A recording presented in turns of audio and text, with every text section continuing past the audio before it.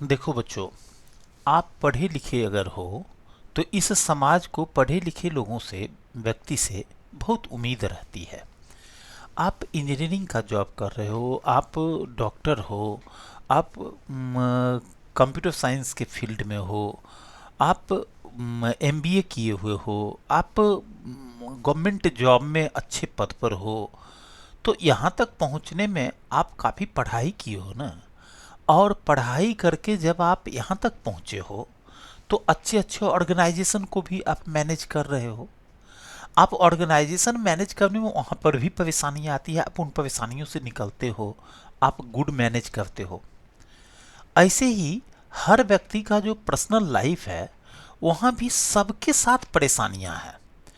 हम कोई सुसाइड कर लिया और उसके दर्द में अपने आप को शामिल करके कि हम सिंपैथी दर्शा रहे हैं, हमको बहुत देख रहा है, जो मर ही गया वो चला ही गया, तो आप कितना भी संवेदनशील होकर के अपनी संवेदना को व्यक्त करिए, वो बंदा तो देख नहीं रहा है और बाकी लोग तो देख रहा है।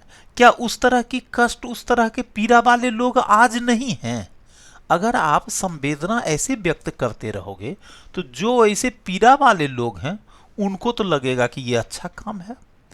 तो आप ये जानिए कि अगर आप आत्महत्या करते हो तो आप आत्म जन्म तो किए नहीं अपना, तो आप अपने आप को मार कैसे सकते हो? कोई भी व्यक्ति सोचो, जन्म जब आप खुद से कराते तब भी आपका हक नहीं होता इस बॉडी को डेड करने का, क्योंकि यह शरीर सिर्फ माँ पिता के वजह से नहीं मिला है आपको।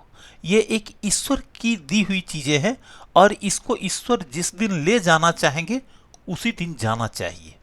चाहे आपको यहाँ पर जो रोल प्ले करने के लिए मिला हो वही प्ले करिए। उम्मीद क्यों करते हो कि हमेशा हमारे लिए फूल ही बिछे होंगे?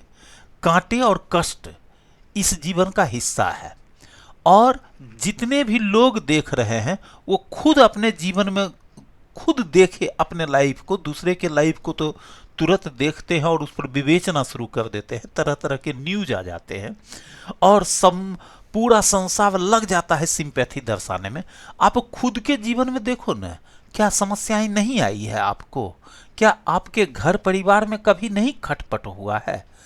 परेशानी छोटी और बड़ी हो सकती है, लेकिन कितनी भी परेशानी क्यों न हो बढ़ जाए, सभी परेशानियों का हल निकाला जाता है। प्रॉब्लम से स्किप करके नहीं भाग सकते हैं। आपको सॉल्व करने के लिए ईश्वर जिसके जीवन में जितना ज्यादा कठिनाइयां पैदा करते हैं उसको उतने ही स्तर का मस्तिष्क सॉल्व करने के लिए भी देते हैं। हम स्किप करते हैं इसलिए सॉल्यूशन दिमाग में नहीं आता है।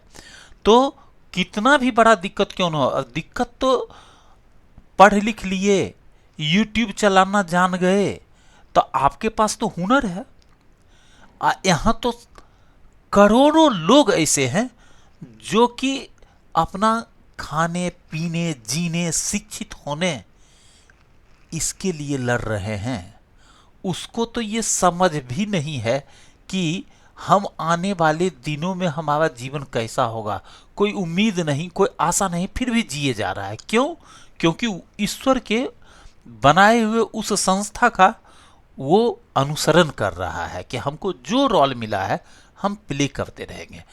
तमाम तरह के, न कष्ट का कोई अंत है इस संसार में और न खुशी का कोई ठिकाना है। हाँ, हर लोगों के जीवन में, सबके जीवन में आता है, कभी खुशी और कभी गम आता रहता है। आपको कुछ दिन परेशानियां आती हैं, फिर खुद ब खुद वो टलती भी हैं। आपको नहीं कुछ समझ में आवे, ना कुछ सॉल्यूशन, तो जैसे चल रहा है वैसे चलते देना है और कभी भी अपनी समस्याओं से हारना नहीं है। पुरुषार्थ किस काम का जी? जब आप पढ़ लिख करके ऑफिसर बन गए और अपने जीवन को आप नियोजित नहीं कर पाए, कष्ट से भाग निकले, ये क्या तरीका हुआ आजकल कि एक ठो वीडियो बनाकर डाल दिए और निकल चले? आपके जीवन पर ऑक्सीजन का हक है। आपके जीवन पर जो अनाज आप खाए हो, जो इस शरीर को तैयार किया, उस अनाज का हक है। इस मिट्टी का कर्ज है। उतने सारे सगे संबंधियों, दोस्तों, सबों का जो आपसे बात किए, जो आपके वो शिक्षक जो आपको पढ़ा कर यहां तक पहुंचाए, आप पूछे किसी से निकल चले? आपको इन चीजों का हमेशा ध्यान रखना पड़ेगा। जो चला गया सो तो चला गया, लेकिन जो आने वाली पीढ़ियां हैं, जो लोग यहां पर हैं, जिनके जीवन में उस तरह की समस्याएं हैं, समस्याओं से लड़ो, समस्याओं के समाधान के लिए आप कोशिश करते रहो। और कोशिश करते हैं तो उम्मीद क्यों करते हैं? चाहे न्यायालय हो, चाहे परिवार हो, चाहे रिश्तेदार हो, जहां से जिसको जो मदद मिल पाएगा वो मदद करेगा, और नहीं करेगा तो आप ईश्वर भरोसे जीवन व्यतीत करते रहिए।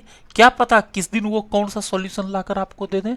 तो कभी भी किसी भी प्रकार का सुसाइड, ना तो उसमें संवेदनापूर्ण तरीके से सराहना होनी चाहिए, और ना ही वो कभी सही ठहर सकता है।